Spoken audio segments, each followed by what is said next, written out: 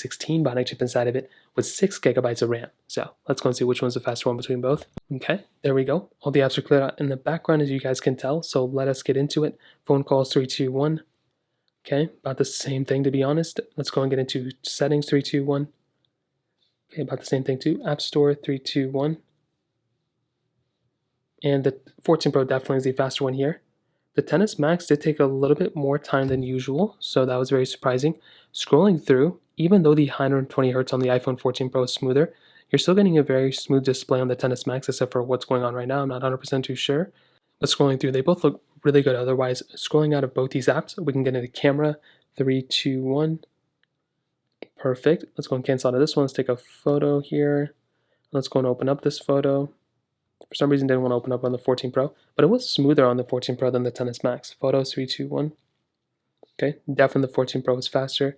Scrolling out of this one, let's go and get into clock 3, 2, 1.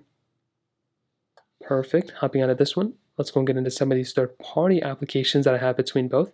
So let us get into it. Netflix 3, 2, 1.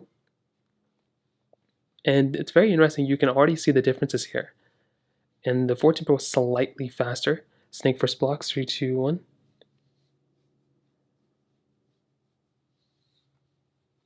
And the 14 Pro again was faster.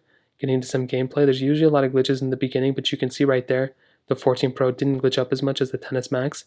Let's go and get into Quizlet, which you do not have here. We can do Twitter, 3, 2, 1. 14 Pro again is the faster one. We can try Thank You, 3, 2, 1.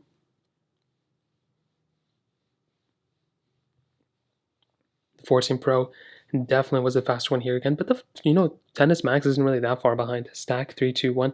I don't want to give the impression that the 14 Pro is like way faster. I mean, it's slightly faster. I hate these pop-ups, but surprisingly, the XS Max is still holding up decently well. Like, it could be way better, to be honest, but it is what it is. Getting out of this specific app, let's go and get into Facebook 3, 2, 1. I might be logged in here, and even then I messed that one up, but it was still very close, which is very, very weird. Temple Run 2, 3, 2, 1.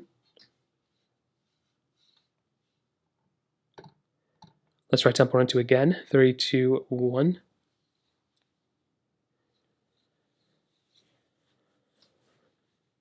Now this one was on downloading content, which can lead to some slower things.